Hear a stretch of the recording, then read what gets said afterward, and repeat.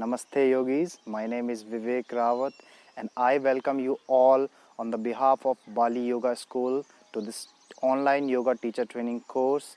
I'm your Ashtanga teacher and we are going to be discussing about the alignment and the structure of the postures. I hope you will enjoy this course. Namaste. Namaste yogis. Now this is the final session of Ashtanga yoga. So let's again talk about this final session postures of Ashtanga yoga. Before that, just chant the opening mantra. So stand evenly or sit comfortably. Join the palms together in Namaskara Mudra and close your eyes. Inhale.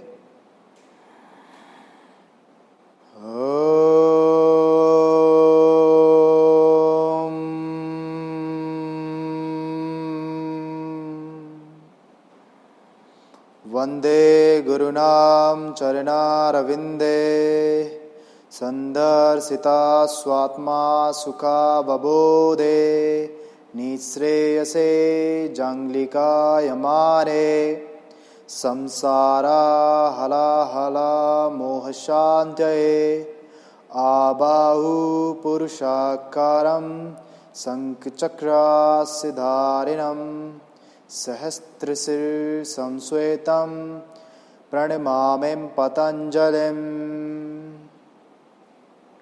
Start rubbing your palms. Create a nice energy. Generate a positive energy. And slowly take your palms to your face, to your eyes. Very gently release your arms down. Gently open your eyes. Now in this video we are going to talk about Savasana, which is called as the king of all the postures, or headstand we call it. So for headstand, make sure that your shoulders, your forearm strength would be there, your core strength would be there. Then you can do headstand quite effectively. In initial practice, you always will have some kind of fear and you may struggle. And for the beginners, if you are teaching, also they can struggle, but with some modification, with the support of the wall, we can get it done. There are some more postures, and then after that, we finish the series of Ashtanga. So this finishing series is same in primary series as well as in secondary series. So we perform the same finishing postures as we perform in one posture, one series, and also the standing postures are same. Now let's start. So after shoulder stand, we are going to follow half Vinyasa once again, Chaturanga, upward dog and downward dog. After downward facing dog, you can drop your knees down and then you can place your forearms down. So make sure that your both elbows should be just shoulder width apart. Interlace your fingers, make a pocket for your head. Make sure that your both forearms should not be more than shoulder width apart. And then from here on, adjust the top of the head, the crown of the head on the mat under your palms. And then from here on, you can walk. So you adjusted your head, walk until your legs automatically lift up. Lift your legs up. And you can stay here, hold the posture. Now, if you don't have tight hip flexors, then maybe this walk would be easy for you if you have a good core strength and good, forearm and shoulder strength. Then it is easy. It is going to be a piece of cake for you. But if you have tight hip flexors, if you have fear, if you don't have that much strength on your arms and on your shoulders, but again, if you don't have, then you also will be struggling in other postures of the secondary series, then always my suggestion for you, if in that condition, stick to the primary series. Do not practice the secondary series. So this way you can lift up, otherwise you can just bend your knees one by one and then you can lift your legs up for headstand. It is a very good posture. You can hold this posture for again 20 to 25 to 28 to 30 breath. So only then you can feel the benefits of this posture, and it will always calm you down after the intensive postures, these inversions.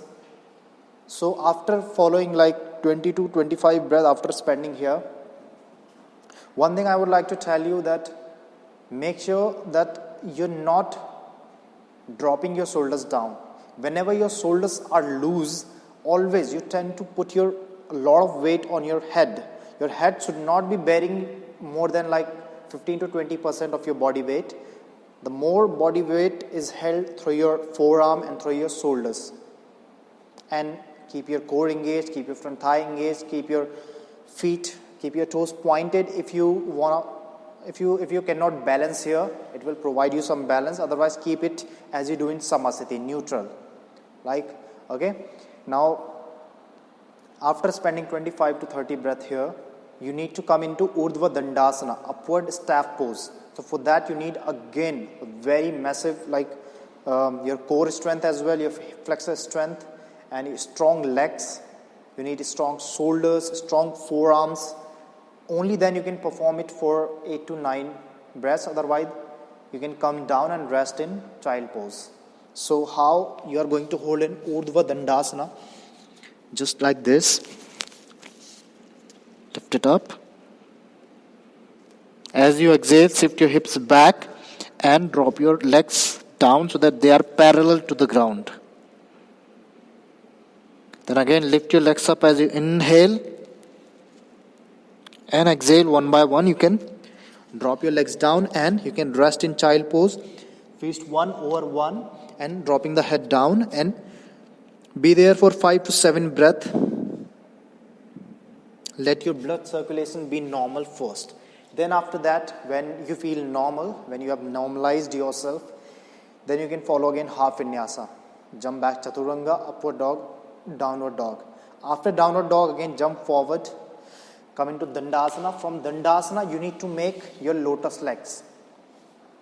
So keep your one foot over the top of your left thigh and other also in your other top of the thigh. So lotus first. Then you can grab your same respective toes with your same hands. But if your shoulders are stiff, or if you cannot make lotus, like if you struggle in lotus, if your hips are not open, if your shoulders are not open, then you can use the strap. Tie the strap around your toe and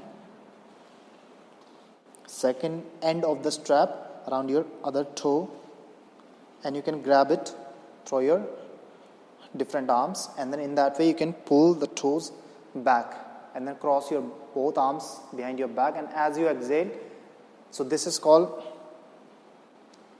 Yoga Mudra. Now we are getting into Yoga Mudra. As you exhale, drop your forehead down and you can rest here for 5 breaths again. As you inhale, you can come all the way up and then you can release. Just your arms you can release and you can take the strap out of your toes. Now if you are not comfortable here, you can also be in half lotus or simple cross leg position. Now you need to just be here for 5 to 10 breaths. So we are going to meditate, concentrate here, and we are going to be still in this posture.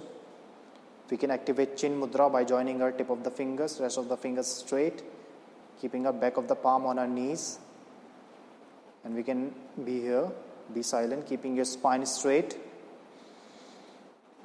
Now after spending the proper breaths here, what you can do, you can press your palms beside your hips or beside your knee. You can lean slightly forward, or you can use the blocks as well. Press the block down. As you exhale, you can engage your core, or you can firstly you can exhale, keeping your core engaged, and slightly inhale. And as you inhale, you can lift your body up. You can look at your tip of the nose again, and you can hold this posture Utpluti for 16 to 18 to 20 breaths. So it depends. If you're not comfortable, hold it just for 10 breaths or 12 breaths. It is okay. It depends that you're not hurting your body.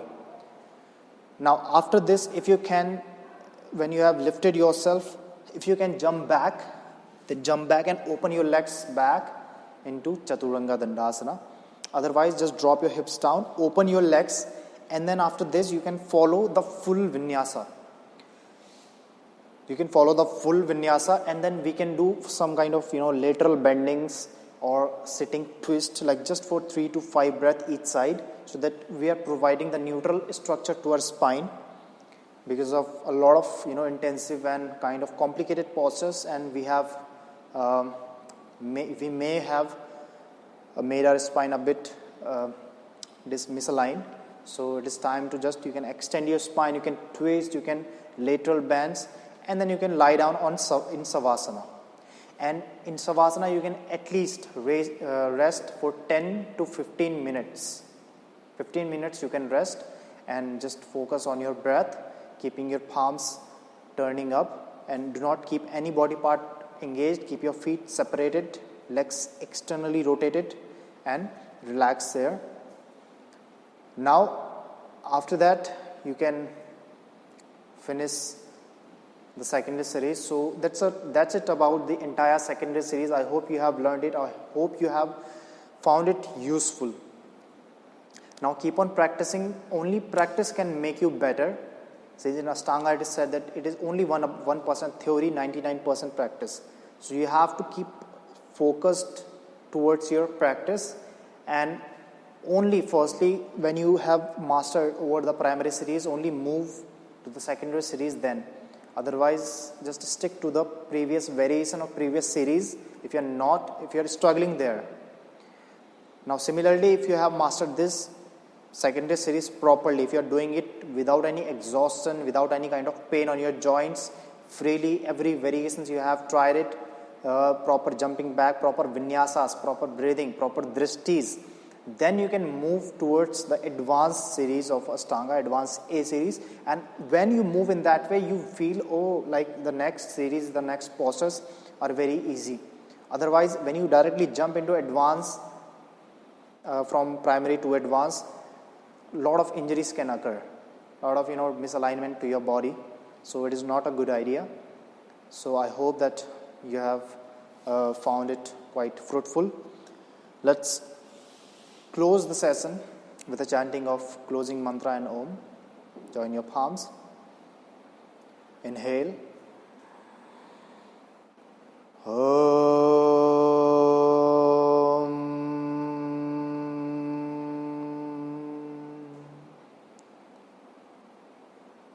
Swaste prajabhyay paripalayantam nyayena margena mahim mahimsa go brahmanebhyay shubhamastu nitya loka samasta sukhino bhavantu.